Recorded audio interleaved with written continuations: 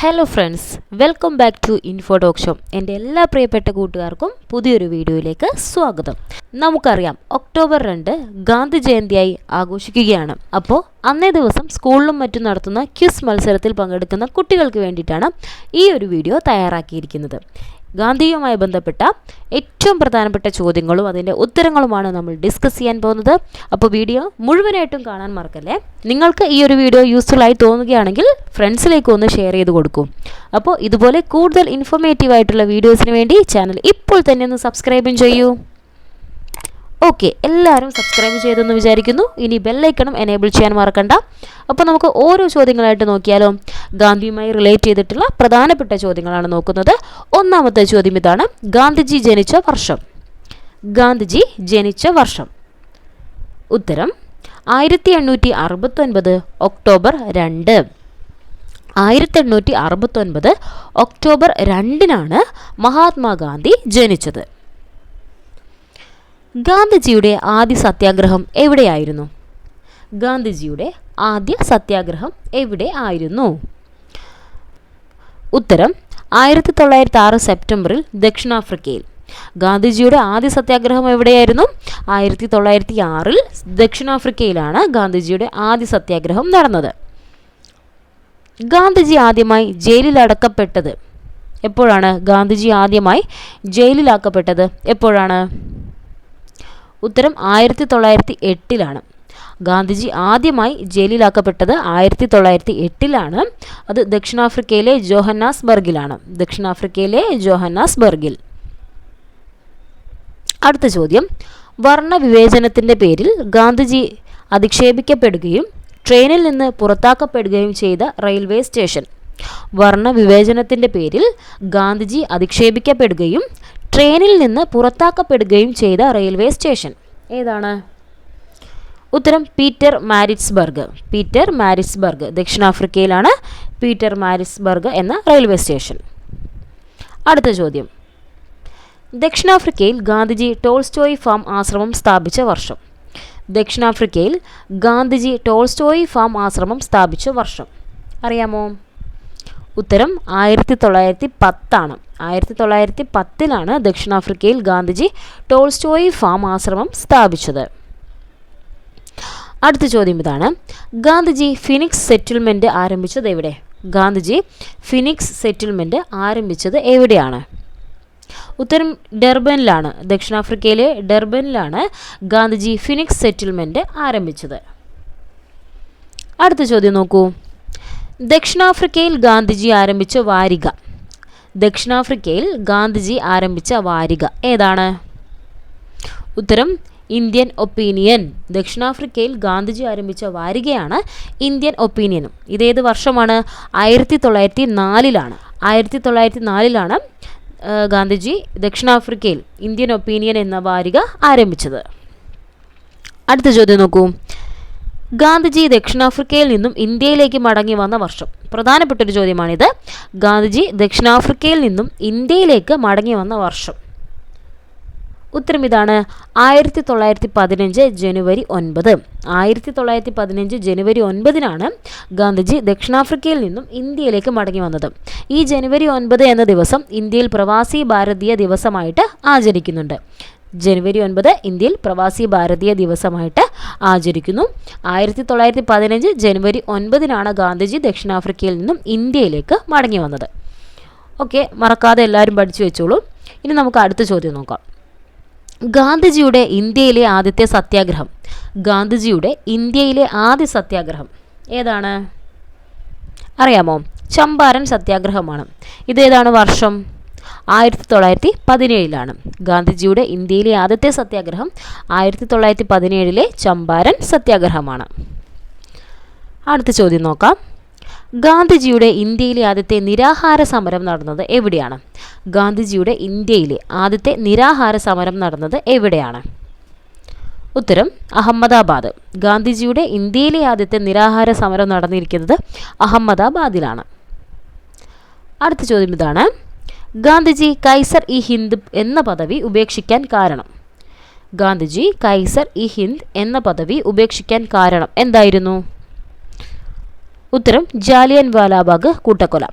ജാലിയൻ വാലാബാഗ് കൂട്ടക്കൊല കാരണമാണ് Gandhiji Kaiser E Hind എന്ന പദവി ഉപേക്ഷിച്ചത്. ഇത് 1919 വർഷം ഏതാണ്? 1919. അടുത്ത പ്രധാനപ്പെട്ട ഒരു ചോദ്യമാണ്, യങ് ഇന്ത്യ, നവജീവൻ എന്നീ വാരികകൾ ആരംഭിച്ചത് ആരാണ്? യങ് ഇന്ത്യ, നവജീവൻ എന്നീ വാരികകൾ ആരംഭിച്ചത്? ഉത്തരം മഹാത്മാഗാന്ധി. മഹാത്മാഗാന്ധി ആരംഭിച്ച വാരികകളാണ് യങ് ഇന്ത്യ, നവജീവൻ എന്നിവ. അടുത്ത ചോദ്യം, ഗാന്ധിജി അധ്യക്ഷനായ ഏക കോൺഗ്രസ് സമ്മേളനം ഏതാണ്? ഗാന്ധിജി അധ്യക്ഷനായ ഏക കോൺഗ്രസ് സമ്മേളനം. ഉത്തരം 1924 ബൽഗാം സമ്മേളനം. 1924 ബൽഗാം സമ്മേളനത്തിലാണ് ഗാന്ധിജി ആദ്യമായിട്ട് കോൺഗ്രസ് അധ്യക്ഷനായത്.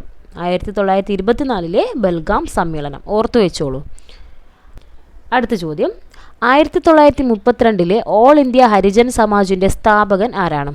1932 ഓൾ ഇന്ത്യ ഹരിജൻ സമാജിൻ്റെ സ്ഥാപകൻ ആരാണ്? ഉത്തരം മഹാത്മാഗാന്ധി.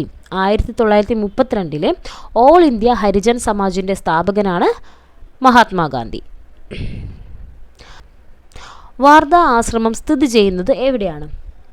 വാർധ ആശ്രമം സ്ഥിതി ചെയ്യുന്നത് എവിടെയാണ്? ഗാന്ധിജി സ്ഥാപിച്ച വാർധ ആശ്രമം സ്ഥിതി ചെയ്യുന്നത് എവിടെയാണ്? ഉത്തരം മഹാരാഷ്ട്ര. മഹാരാഷ്ട്രയിലാണ് വാർധ ആശ്രമം സ്ഥിതി ചെയ്യുന്നത്. ഗാന്ധിജി ഹരിജൻ വാരിക ആരംഭിച്ച വർഷം ഏതാണ്? ഗാന്ധിജി ഹരിജൻ വാരിക ആരംഭിച്ച വർഷം. ഉത്തരം 1933. ഗാന്ധിജി ഹരിജൻ വാരിക ആരംഭിച്ച വർഷമാണ് 1933. അടുത്ത ചോദ്യം നോക്കൂ, ഗാന്ധിജി സുഭാഷ് ചന്ദ്രബോസിനെ വിശേഷിപ്പിച്ചത് എന്താണ്? ഗാന്ധിജി സുഭാഷ് ചന്ദ്രബോസിനെ വിശേഷിപ്പിച്ചത് എന്താണ്? ഉത്തരം ദേശസ്നേഹികളുടെ രാജകുമാരൻ. ദേശസ്നേഹികളുടെ രാജകുമാരൻ എന്ന് സുഭാഷ് ചന്ദ്രബോസിനെ വിശേഷിപ്പിച്ചത് ഗാന്ധിജിയാണ്. അടുത്തത്, ഗാന്ധിജിയെ അർദ്ധനഗ്നനായ ഫക്കീർ എന്ന് വിശേഷിപ്പിച്ചത് ആരാണ്? ഗാന്ധിജിയെ അർദ്ധനഗ്നനായ ഫക്കീർ എന്ന് വിശേഷിപ്പിച്ചത് ആരാണ്? ഉത്തരം വിൻസ്റ്റൺ ചർച്ചിൽ. വിൻസ്റ്റൺ ചർച്ചിലാണ് ഗാന്ധിജിയെ അർദ്ധനഗ്നനായ ഫക്കീർ എന്ന് വിശേഷിപ്പിച്ചിരിക്കുന്നത്. അടുത്ത ചോദ്യം നോക്കൂ, ഗാന്ധിജിയെ മഹാത്മാ എന്ന് അഭിസംബോധന ചെയ്തത് ആരാണ്? ഗാന്ധിജിയെ മഹാത്മാ എന്ന് അഭിസംബോധന ചെയ്തത് ആരാണ്? ഉത്തരം ടാഗോർ. ടാഗോറാണ് ഗാന്ധിജിയെ മഹാത്മാ എന്ന് അഭിസംബോധന ചെയ്തിരിക്കുന്നത്. ടാഗോറിനെ ഗുരുദേവ് എന്ന് അഭിസംബോധന ചെയ്തത് ആരാണ്? ടാഗോറിനെ ഗുരുദേവ് എന്ന് അഭിസംബോധന ചെയ്തത് ആരാണ്? ഉത്തരം ഗാന്ധിജിയാണ്. ടാഗോറിനെ ഗുരുദേവ് എന്ന് അഭിസംബോധന ചെയ്തിരിക്കുന്നത് ഗാന്ധിജി. ഗാന്ധിജിയെ മഹാത്മാ എന്ന് അഭിസംബോധന ചെയ്തത് ടാഗോർ. അങ്ങോട്ടും ഇങ്ങോട്ടും മാറിപ്പോവാതെ കറക്റ്റായിട്ട് പഠിച്ചോളൂ കേട്ടോ. അടുത്ത ചോദ്യം നോക്കൂ, ഗാന്ധിജിയുടെ രാഷ്ട്രീയ ഗുരു ആരാണ്? ഗാന്ധിജിയുടെ രാഷ്ട്രീയ ഗുരു. ഉത്തരം ഗോപാലകൃഷ്ണ ഗോഖലെ. ഗാന്ധിജിയുടെ രാഷ്ട്രീയ ഗുരു പ്രധാനപ്പെട്ട ഒരു ചോദ്യമാണ്. ഗാന്ധിജിയുടെ രാഷ്ട്രീയ ഗുരു ആരാണ്? ഗോപാലകൃഷ്ണ ഗോഖലെയാണ്. അടുത്ത ചോദ്യം നോക്കാം, ഗാന്ധിജിയുടെ ആത്മീയ ഗുരു ആരാണ്? ഗാന്ധിജിയുടെ ആത്മീയ ഗുരു. ഉത്തരം ലിയോ ടോൾസ്റ്റോയ്. ലിയോ ടോൾസ്റ്റോയ് ആണ് ഗാന്ധിജിയുടെ ആത്മീയ ഗുരു. ഇനി അടുത്ത ചോദ്യം നോക്കാം, ഗാന്ധിജി കൊല്ലപ്പെട്ട വർഷം. ഗാന്ധിജി കൊല്ലപ്പെട്ട വർഷം ഏതാണ്? ഉത്തരം 1948 ജനുവരി 30. ഗാന്ധിജി കൊല്ലപ്പെട്ട വർഷമാണ് 1948 ജനുവരി 30. ഗാന്ധിജിയെ വെടിവെച്ച വ്യക്തി ആരാണ്? ഗാന്ധിജിയെ വെടിവെച്ച വ്യക്തി ആരാണ്? ഉത്തരം നാഥുറാം വിനായക് ഗോഡ്സെ. നാഥുറാം വിനായക് ഗോഡ്സെ എന്ന വ്യക്തിയാണ് ഗാന്ധിജിയെ വെടിവെച്ചത്. അടുത്ത ചോദ്യം, തകർന്നുകൊണ്ടിരിക്കുന്ന ബാങ്കിലെ പിൻതീയതിയിട്ട ചെക്ക് എന്ന് ഗാന്ധിജി വിശേഷിപ്പിച്ചത് എന്തിനെയാണ്? തകർന്നുകൊണ്ടിരിക്കുന്ന ബാങ്കിലെ പിൻതീയതിയിട്ട ചെക്ക് എന്ന് ഗാന്ധിജി വിശേഷിപ്പിച്ചത് എന്തിനെയാണ്? ഉത്തരം ക്രിപ്സ് മിഷനെ. ക്രിപ്സ് മിഷനെയാണ് ഗാന്ധിജി തകർന്നുകൊണ്ടിരിക്കുന്ന ബാങ്കിലെ പിൻതീയതിയിട്ട ചെക്ക് എന്ന് വിശേഷിപ്പിച്ചത്. ഇത് 1942 ബാബ ആംതേക്ക് അഭയ് സാധക് എന്ന വിശേഷണം നൽകിയത് ആരാണ്? ബാബ ആംതെയ്ക്ക് അഭയ് സാധക് എന്ന വിശേഷണം നൽകിയത് ആരാണ്? ഉത്തരം മഹാത്മാഗാന്ധി. ബാബ ആംതെയ്ക്ക് അഭയ് സാധക് എന്ന വിശേഷണം നൽകിയിരിക്കുന്നത് മഹാത്മാഗാന്ധിയാണ്.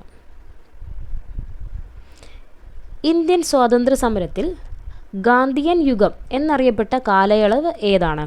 ഇന്ത്യൻ സ്വാതന്ത്ര്യ സമരത്തിൽ ഗാന്ധിയൻ യുഗം എന്നറിയപ്പെട്ട കാലയളവ് ഏതാണ്?